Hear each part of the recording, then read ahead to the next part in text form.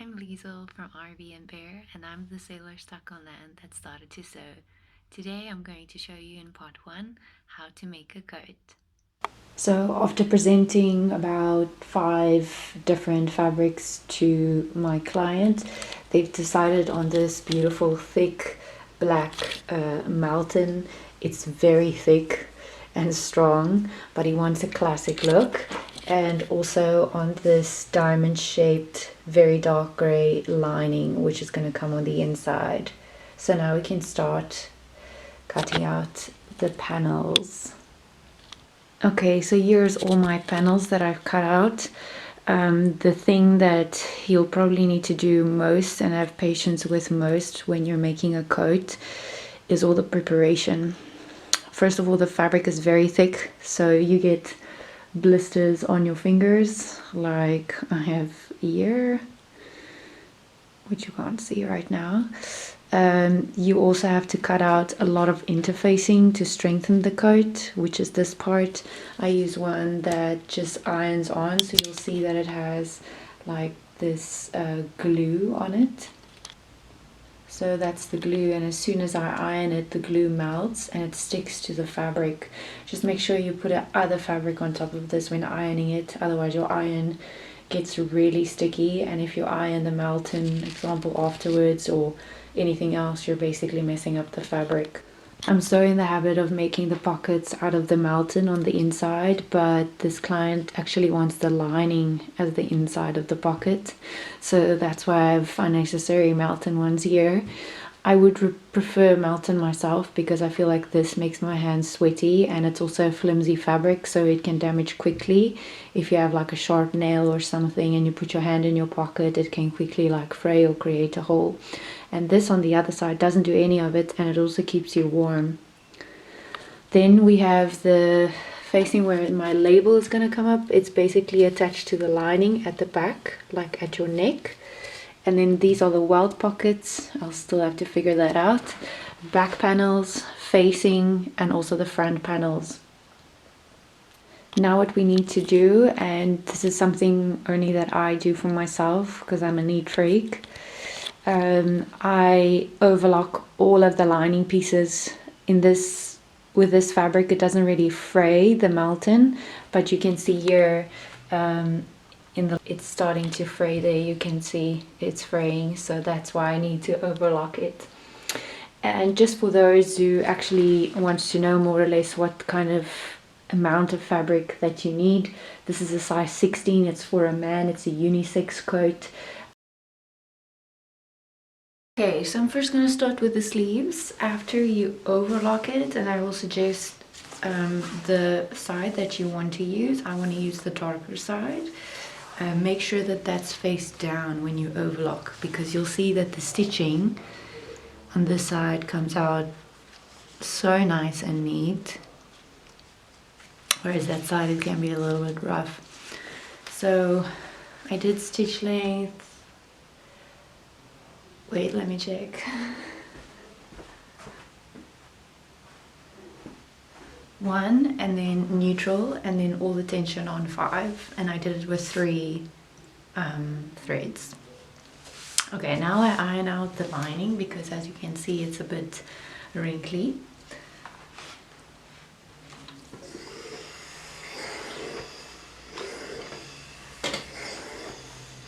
Just don't keep the iron too long on this because it's such a thin and flimsy fabric. Excuse me.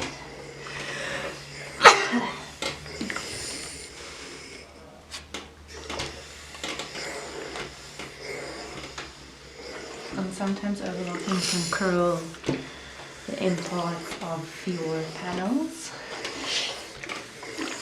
So there we go, you can see now that it's just like so nice and flat and straight. And do the same with the other side. Okay, I always do the sleeves first because then it feels like I've accomplished something, even though I still have very far to go.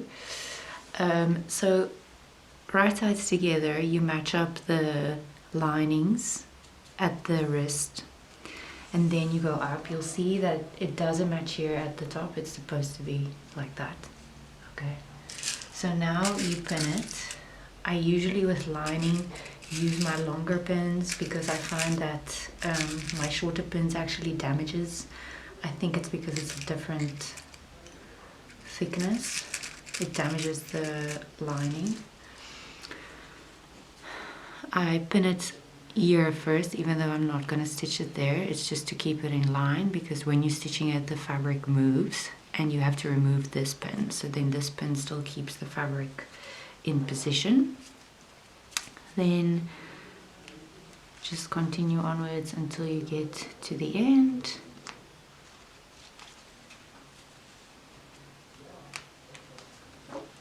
I know pinning and is like not always nice for people who are lazy. Like if there's a thing that people want to skip in sewing, it's pinning for some. For me, it's not. For me, it's hand stitching. But cutting and pinning is probably the most important steps in sewing. So if you don't want to do those parts, you probably should be happy with a garment that's going to look really skew or not perfect. Looks like I don't have enough long ones now, so I'll just use the baby ones. Okay, and remember the machine is going to be on this side, so you always want to make sure that it's like this when you put it onto the side of the machine. Also do the same with the lining of the other sleeve. I just want to give you some advice with any pattern of coat that you make. I mean, if you can't make your own patterns, then just buy a pattern from McCall's, Sew Direct, Simply Delightful. Those are all websites that you can buy patterns from. Vogue patterns I found the greatest. New Look, Simplicity patterns are the easiest. I started sewing with patterns because it teaches you so many skills. Also, something that you will learn in this video is that with a coat you'll probably have to hand sew about 3 to 5 times in the entire process. The way I do it, you're only going to hand sew once, which is slip stitch at the end, because I have a way of finishing off the sleeves that you never have to hand stitch on the sleeves, and also on the wrist part of the sleeve and the shoulder part of the sleeve. So yeah, it's quite awesome. I taught that myself. So okay, now both are finished. You do the same with the fabric sleeve part, and then you stitch it 1.5 inch. 1.5 centimeters. That's 1/5 of an 1/8 inch. And then you should have all 4 pieces ready, 2 lining and 2 sleeves. Okay, I just want to give some tips, like when working with Melton, not all Melton, but this Melton specifically is very hairy, so you can use like these sticky rolling brushes to take off the hair.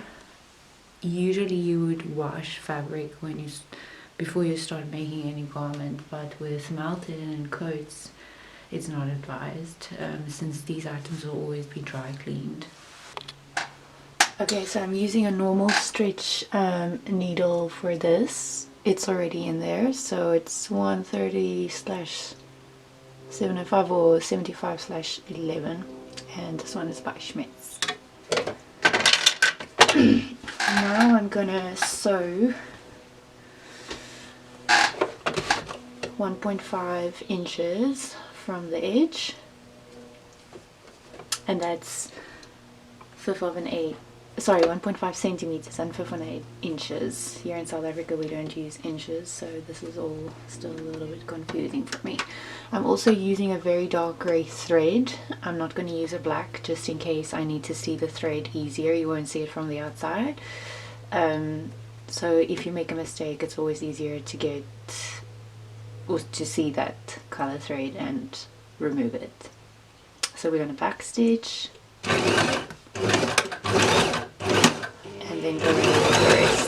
and then pull out the pins as you go.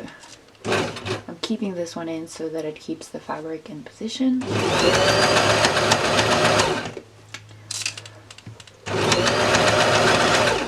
I can remove the first one.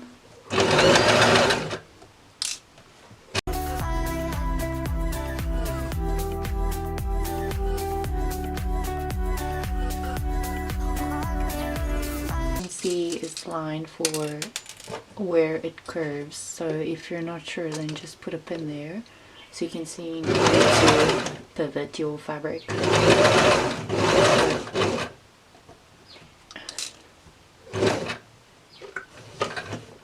Okay, then lift it up, pivot, make sure that you're at the 1.5 line again on the plate. Stitch again, all the way to the end. And then also remember to backstitch. Great.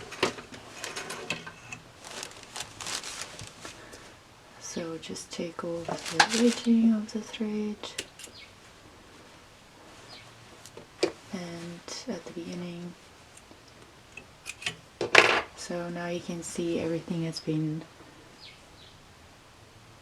stitched like perfectly. I also used it on stitch length 3. I have 4 being the longest stitch. Okay, so everything's done now. Here you can see at the change of direction. Well, not direction, but this curve here. And now you do the same with the lining. Okay, now we're going to do the same for lining. Remember the one edge at the widest part of the sleeve, in other words the shoulder, is going to not be uneven. That's okay, just leave it like that. Make sure that the wrist part, the narrow part of your sleeve, is aligned. So 1.5 centimeters, 5/8 inch, and we're going to stitch and then back stitch.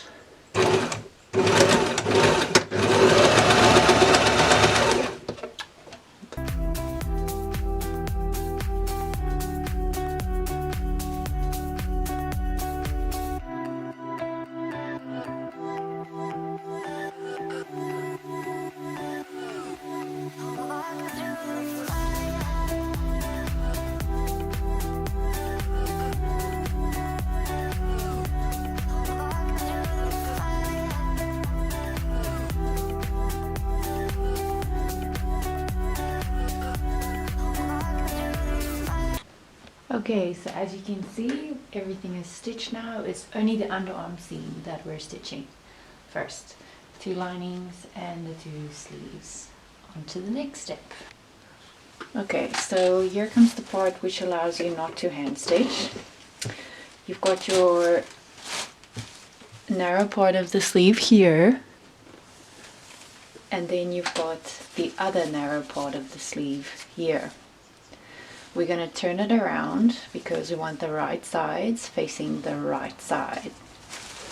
Obviously you need to make sure that the seam of both of these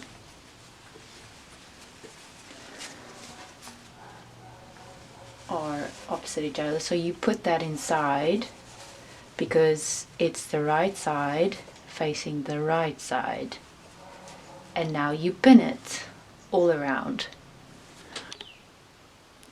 Okay, so obviously you need to make sure that the seam lines are in line with each other from the lining as well as the fabric, and then stitch around. You'll see like it's a weird situation here, but I promise you this is going to save you a lot of time. Now we're going to stitch 1.5 centimeters seam allowance, and then also 5/8 inch for all the non-South African people, or the Americans rather. Okay, let's stitch. Okay, it's very limited on space, so just make sure that you're obviously like moving the fabric quite a bit of times, a few times. I'm starting at the seam line, and I'm definitely going to backstitch. So let's go. Backstage.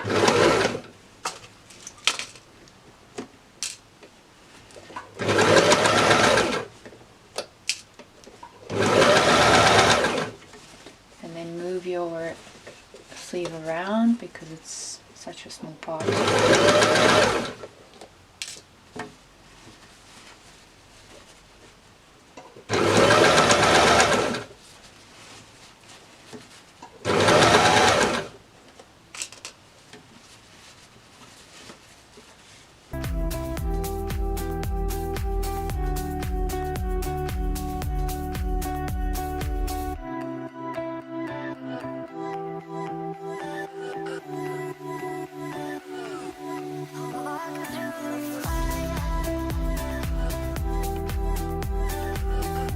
Basically how it looked like when we stitched it. We've got the lining, and then here's the arm. You can see it here.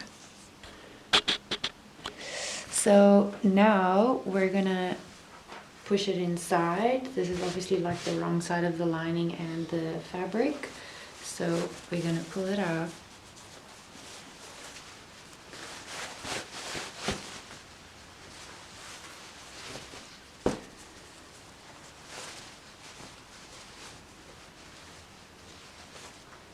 And just make sure to see like how it looks like, that your seams are there.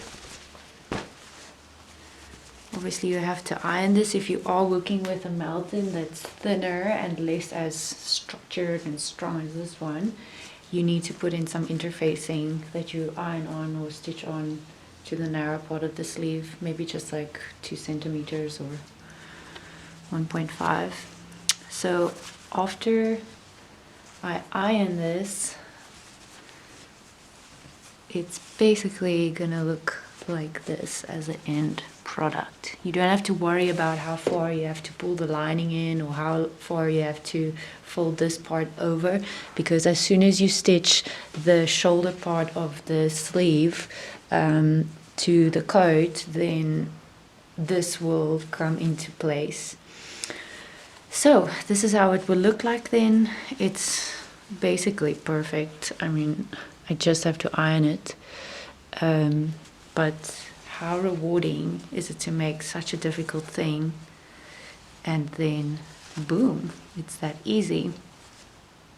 So on the inside, it will look like this.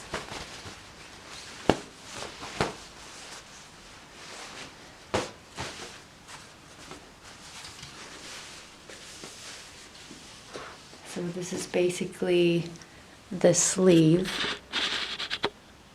There you can see it.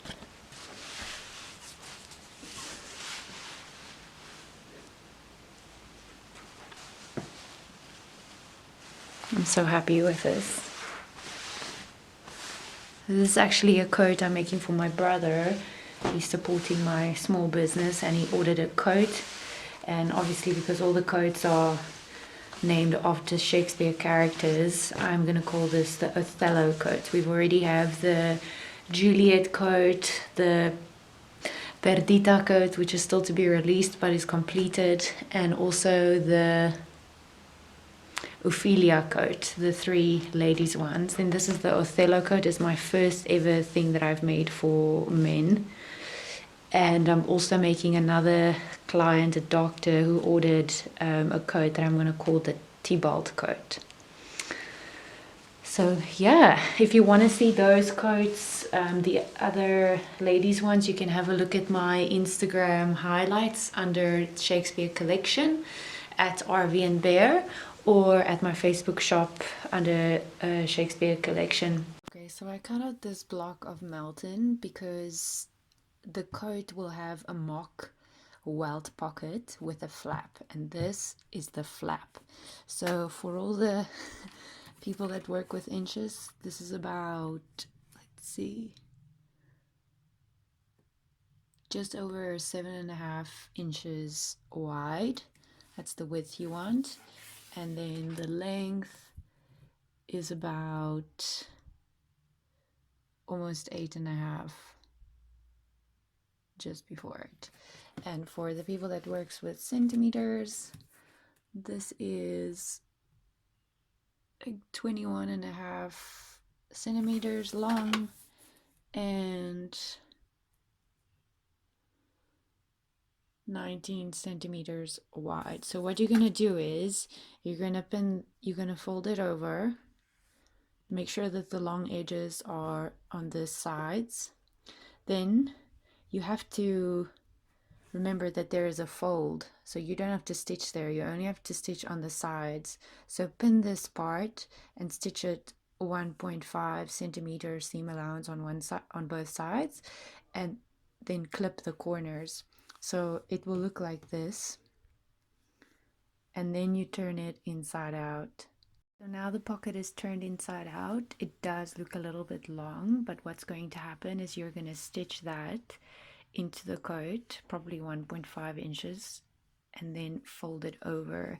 And when you fold it over, it's going to look like the perfect, this is really hard to do with one hand, size, and it's basically going to be like a mock-up pocket. Obviously when ironing it will be nice and flat as well. So that's how you do the flap of a welt pocket, or a fake welt pocket. Hope you loved the first part of the video of making a coat, and stay tuned for part 2. Subscribe so that you can follow us and get notification of when our next video is up. See you soon. Bye.